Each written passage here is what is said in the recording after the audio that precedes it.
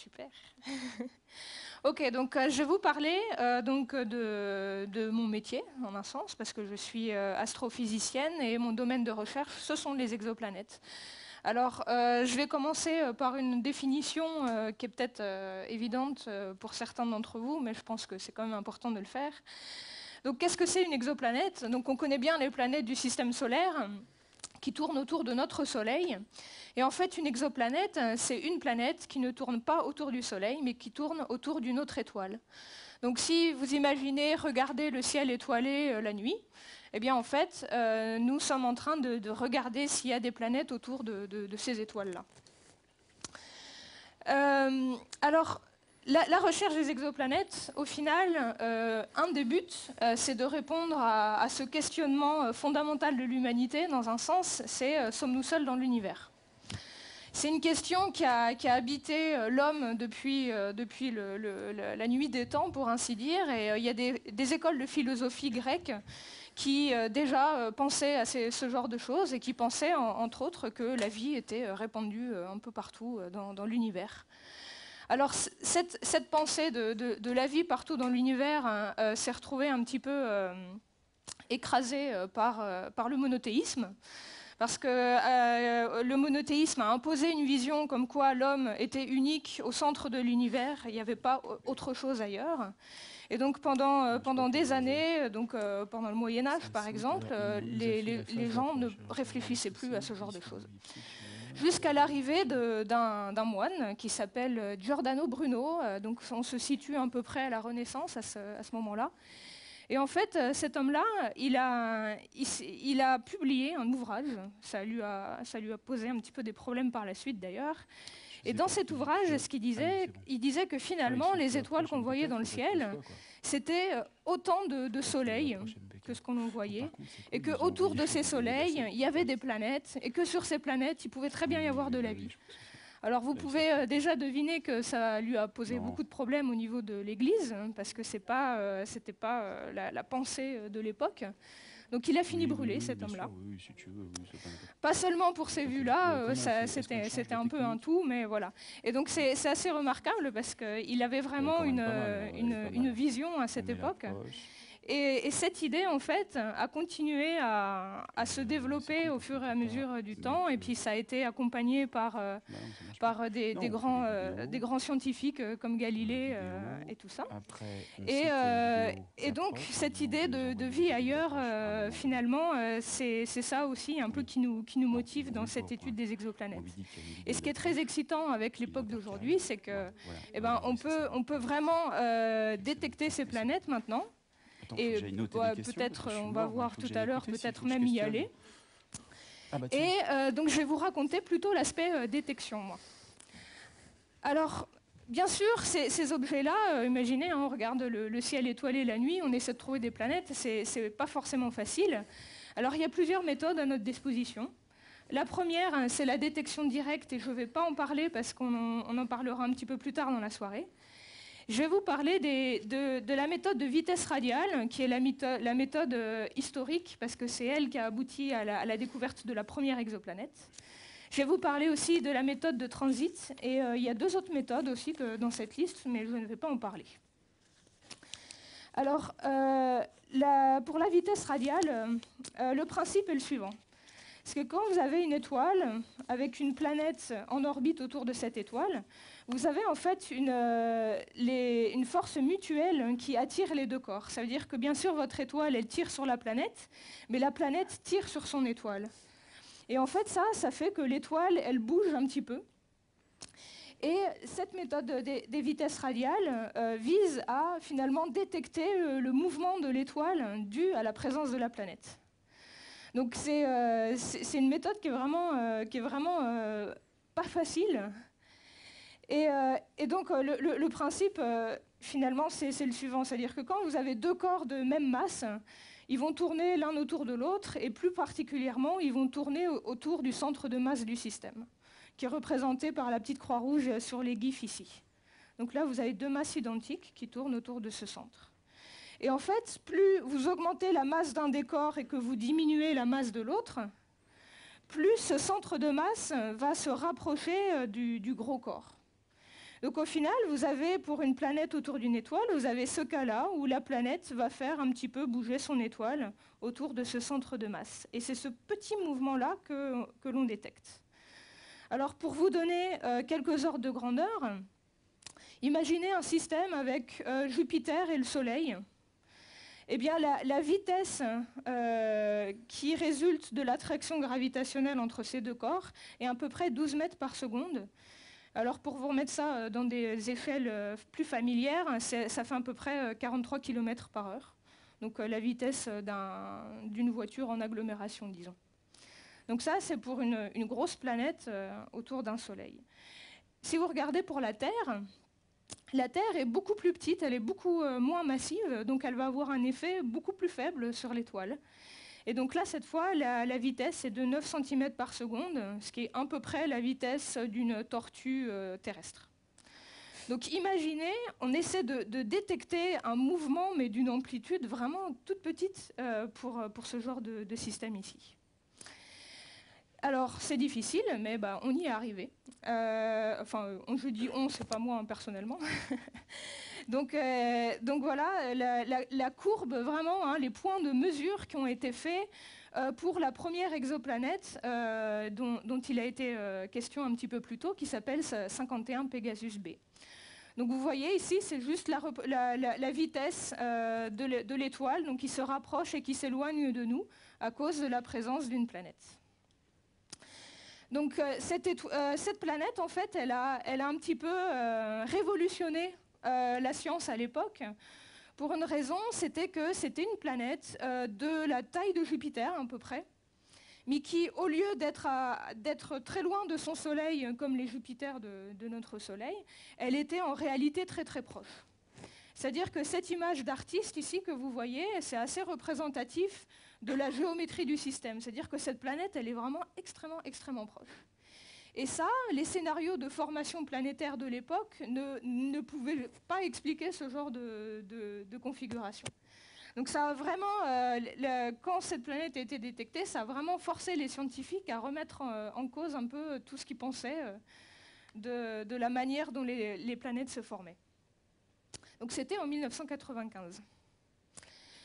Alors, une méthode beaucoup plus simple à comprendre, c'est la méthode de transit. Et en fait, derrière, c'est vraiment ça qu'on observe.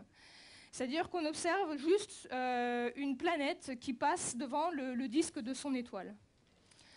Pendant qu'une planète passe devant le disque de son étoile, en fait, elle bloque une certaine partie de la lumière. Et c'est cette baisse de luminosité que l'on détecte quand on cherche les exoplanètes. Alors ici, bien entendu, ce n'est pas une exoplanète, c'est juste la Lune qui passe devant le Soleil. Et ce n'est pas observé de la Terre, évidemment, c'est observé depuis un instrument spatial qui s'appelle Stéréo B. Un autre transit, cette fois planétaire, c'est le transit de Vénus. Donc Vénus a transité sur le disque du Soleil en 2004 et aussi en 2012. Et donc vous voyez la taille, par exemple, de la planète par rapport à la taille de notre Soleil ici. Alors bien entendu, pour les exoplanètes, on ne peut pas vraiment voir ça. Tout ce qu'on a, c'est un point lumineux dans le ciel.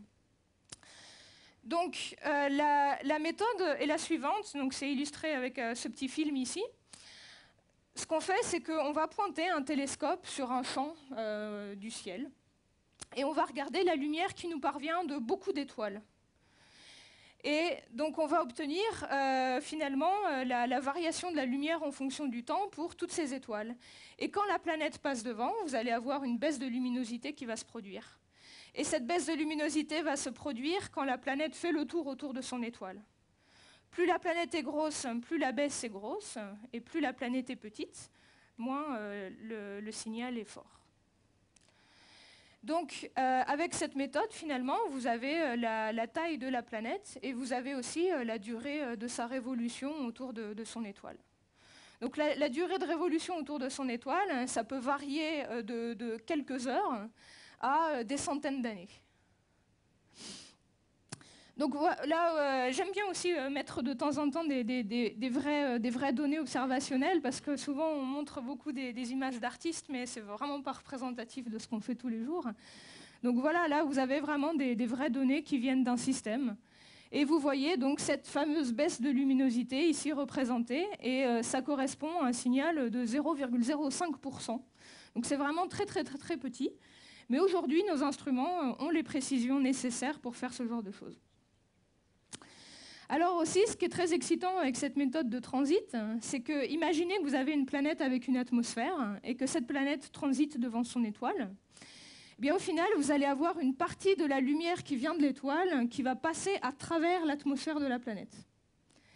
Et en fait, si vous arrivez à correctement enlever la contribution de l'étoile, vous pouvez remonter à exactement la partie de la lumière de l'étoile qui est passée à travers l'atmosphère. Et avec cette donnée-là, vous pouvez avoir une idée de la composition chimique de l'atmosphère.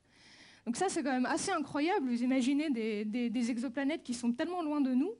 Vous pouvez, avec les moyens actuels, avoir une idée de la composition de leur atmosphère. Donc c'est aussi un truc qui est vraiment incroyable et qu'on arrive à faire maintenant. Donc là, c'est juste une petite illustration. Alors ça, c'est pour Vénus, hein, ce n'est pas une exoplanète. Donc vous voyez ici, par exemple, ce très fin arc lumineux. Et ben, en fait, c'est de la lumière qui vient du Soleil qui est passée à travers l'atmosphère de Vénus. Et donc pour les exoplanètes, on est capable de retirer en fait, ce signal du point lumineux originel et de comprendre ce qui fait donc, la composition chimique de cette petite atmosphère. Alors, parlons un petit peu de nombres maintenant. Donc là, c'est un graphe qui représente le nombre d'exoplanètes détectées en fonction de l'année de découverte. Donc la première autour d'une étoile comme le Soleil, c'était en 1995, hein, on en a déjà beaucoup parlé, c'est cette fameuse 51 Pegasus B. Et vous voyez que voilà, le nombre de découvertes d'exoplanètes est allé vraiment en augmentant énormément avec le temps. Et en particulier, ici, cette grande augmentation est due à un satellite qui s'appelle Kepler. Donc c'est un satellite de la NASA qui a observé une centaine de milliers d'étoiles avec cette méthode de transit pour détecter ces fameuses baisses de luminosité. Et grâce à cette méthode, il a découvert, je crois que c'est dans les 2000 exoplanètes à lui tout seul, sachant que maintenant, on en a découvert à peu près 3500. Et le mot-clé, en fait, de toutes ces découvertes d'exoplanètes, c'est vraiment la diversité.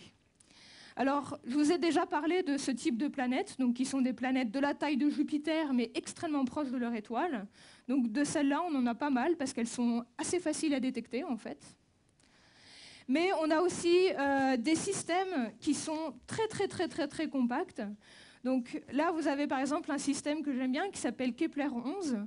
Kepler 11, il a 5 planètes ici, à l'intérieur de l'orbite de Mercure. Donc quand vous dites Mercure, elle est quand même vachement proche du Soleil, il faut vous imaginer en fait que dans ce système, il y a genre 5 planètes qui rentrent là-dedans. Donc c'est vraiment très très très compact avec des très très grosses planètes. Et par exemple, ce genre de système aussi, c'est assez remarquable parce qu'on se pose vraiment la question comment un tel système a pu se former.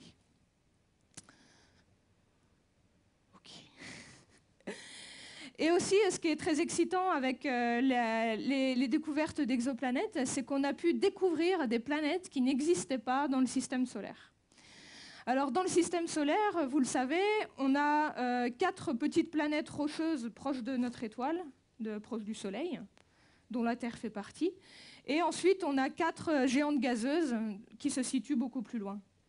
Et en fait, en regardant autour d'autres étoiles, on a pu découvrir des planètes qui faisaient genre 2 fois la taille de la Terre, mais qui étaient aussi très denses, et donc on a appelé ça des super-terres. C'est en fait des versions plus grosses qu'une planète comme la Terre.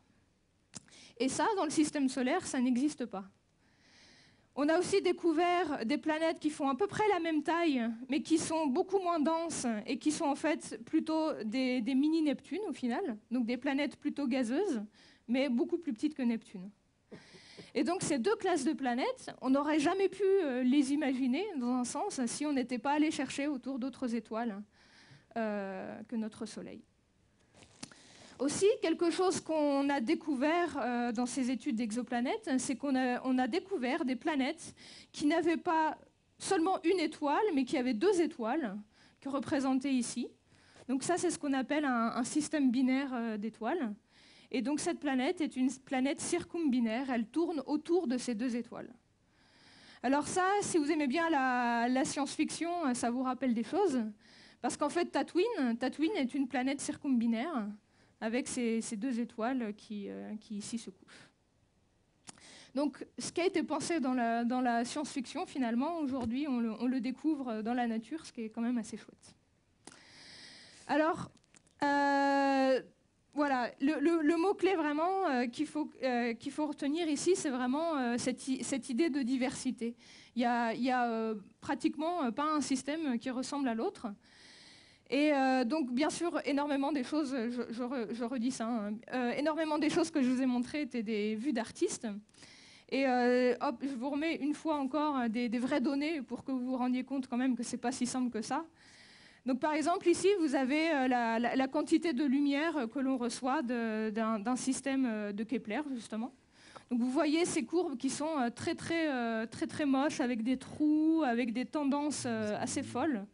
Et donc il y a tout un travail qui vise à prendre ces données brutes et à nettoyer tout ça. Et par exemple, ce qui résulte, c'est ce que vous avez dans la deuxième partie basse de ce graphique, où vous voyez donc une forêt de points ici, et vous voyez ces lignes qui descendent ici et qui en fait correspondent à des transits, donc quand la planète passe devant son étoile. Donc vous avez la baisse de lumière, et vous voyez toutes les planètes ici avec les petits points colorés auxquels le transit correspond. Donc voilà ce avec quoi on travaille tous les jours en fait. Alors maintenant, on va aller un petit peu voir ça de plus près. Donc je vais sortir de ma présentation et je vais aller sur une application sur mon téléphone. Alors cette application s'appelle Exoplanets. Je vous invite à la télécharger, je crois qu'elle est gratuite. Donc vous reconnaissez, hein, c'est la Terre.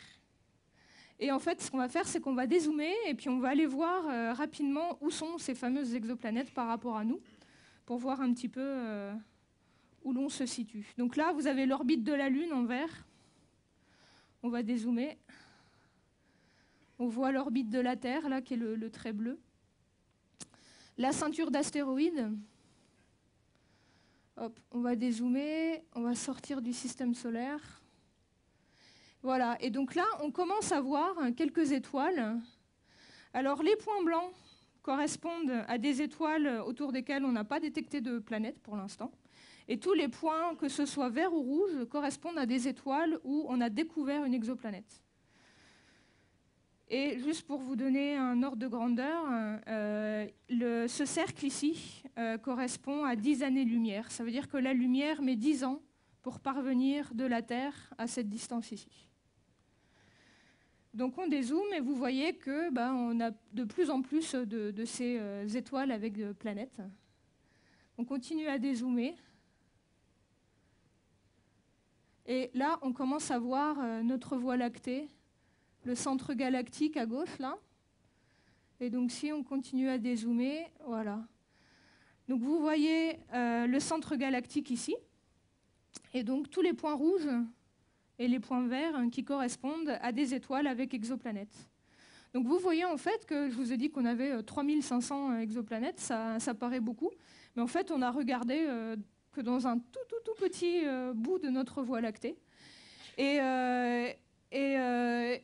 alors aussi, ce que je voulais vous montrer, on a beaucoup parlé du satellite Kepler, et en fait, ce satellite Kepler, il a observé dans un champ du ciel restreint. Il a toujours observé dans une direction particulière, et c'est ce qui est représenté par ce cône ici, qui part vers le bas gauche de l'image. Donc tout ça, c'est des planètes qui ont été détectées avec le satellite Kepler. Donc voilà, ça vous donne un petit peu une idée de ce qu'on a fait jusqu'alors. Donc vous voyez, il y a quand même vraiment beaucoup d'étoiles autour desquelles on a détecté des exoplanètes. Hop, on va revenir à la maison. Et nous, on est là. Voilà.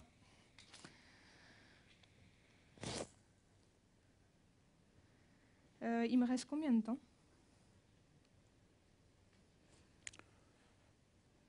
10 minutes. Ah bah ça va. Très bien. Donc voilà, bon, ça c'est l'application dont je vous ai parlé. Alors ces planètes, il y en a certaines qui sont plus intéressantes que les autres. Et vous avez peut-être entendu parler de ce concept qui est le concept de la zone habitable. Alors ça, c'est un terme qui fait vraiment polémique beaucoup dans la communauté, parce qu'il est très, très, très mal nommé, en fait, ce concept de zone habitable. Donc, en fait, qu'est-ce qu'on essaie de trouver qu'est-ce qu'on essaie de mettre comme signification à ça? C'est que finalement, quand on recherche de la vie ailleurs dans notre univers, ce qu'on cherche, ce que je veux dire, c'est qu'on s'appuie du seul point de données qu'on connaisse avec la vie, c'est la Terre, en fait. Et si vous discutez avec des biologistes qui travaillent sur les origines de la vie, ils vont vous dire qu'un des ingrédients fondamentaux, c'est la présence d'eau liquide. Et donc, pour avoir de l'eau liquide à la surface d'une planète, eh ben, il faut des conditions à la fois de température et de pression particulières. Et ben, en fait, cette zone habitable, ça correspond à ces conditions de température et de pression à la surface pour avoir justement de l'eau liquide. C'est vraiment pas plus que ça.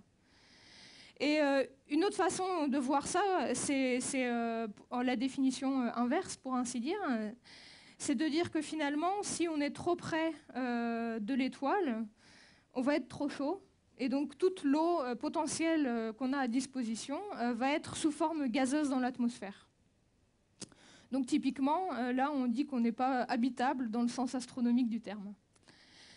Et sinon, si on se situe plus loin de cette zone habitable, eh ben là, c'est l'inverse, on est trop froid.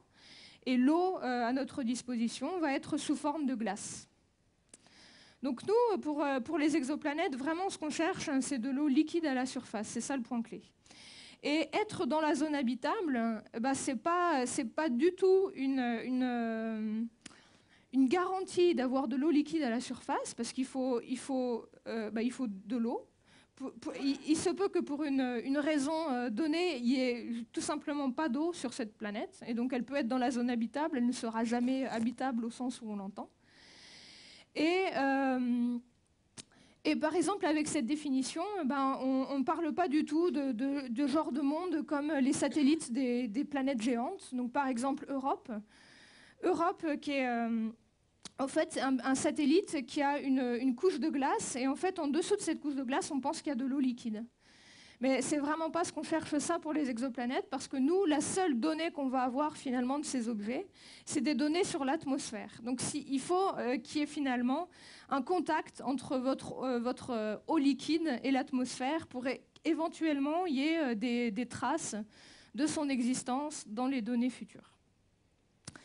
Alors des planètes dans la zone habitable, ben, en fait il y en a quand même quelques-unes maintenant. J'avais fait le compte à une époque, je crois qu'actuellement on en est à plusieurs centaines quand même. Donc là c'est juste le nombre de planètes dans la zone habitable en fonction du temps, donc c'est les barres en vert. Les barres rouges représentent les planètes qui sont trop chaudes. Alors vous voyez qu'on en a découvert énormément des planètes trop chaudes, et c'est parce qu'elles sont plus faciles à découvrir aussi. Alors, en fait, je vous ai dit qu'il y avait énormément de planètes dans la zone habitable, mais toutes ces planètes de la zone habitable ne sont pas aussi intéressantes que les autres, parce qu'en fait, la plupart d'entre elles sont des planètes plutôt géantes gazeuses. Et nous, ce qu'on cherche, c'est une planète sur laquelle il peut y avoir de l'eau liquide à la surface, donc il vous faut finalement une surface rocheuse. Donc quand on cherche des planètes de la zone habitable ayant un intérêt exobiologique, par exemple, on va plutôt chercher des petites planètes rocheuses dans la zone habitable. Et en fait, jusqu'en 2014, les planètes qu'on a détectées dans cette fameuse zone habitable étaient souvent des grosses planètes.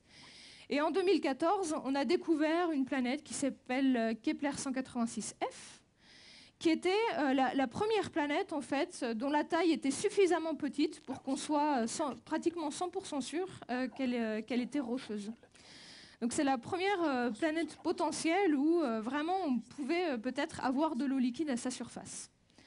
Alors le problème avec ce système-là, c'est qu'il est vraiment très très loin et on ne peut pas faire ces observations supplémentaires dont je vous ai parlé un petit peu plus tôt, où on peut avoir une idée de la composition chimique de l'atmosphère. Par exemple, pour un système comme ça, ce n'est pas possible. Mais actuellement, on a fait d'autres découvertes très intéressantes, donc même des petites planètes rocheuses dans la zone habitable de leur étoile. Donc en voici quelques-unes.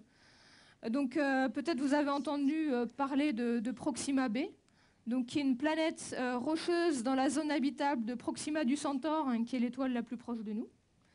Et un petit peu après, Trappiste 1. Donc là, il y a 7 planètes rocheuses qui ont été découvertes, dont 3 dans cette zone habitable. Donc 3 planètes potentiellement intéressantes dans ce système-là. Et aussi, ce qui fait que ce système est très intéressant, c'est que, par exemple, pour un système comme Trappiste 1, eh bien, cette technique de sonder l'atmosphère et d'en déterminer sa composition chimique, eh ben, elle peut marcher pour un système comme ça. Et ça va marcher avec un télescope qui devrait décoller en 2020, qui s'appelle le télescope spatial James Webb. Et ce télescope va permettre de sonder les atmosphères des planètes de ce système. Et donc là, peut-être qu'on va pouvoir savoir si éventuellement ce qu'on observe de l'atmosphère de ces planètes est compatible avec de l'eau liquide en surface. Où on aura une idée tout simplement de la composition de plusieurs planètes d'un même système solaire, enfin d'un même système solaire. Et finalement, on aura un niveau de connaissance sur ce système-là en particulier qui est inégalé pour un système extrasolaire. Donc, je vous invite vraiment à rester... à suivre l'actualité, parce que je pense que dans les 10 prochaines années, on aura probablement des découvertes assez intéressantes sur ce genre de système-là. Je pense que je peux m'arrêter là, en fait. Je vous remercie.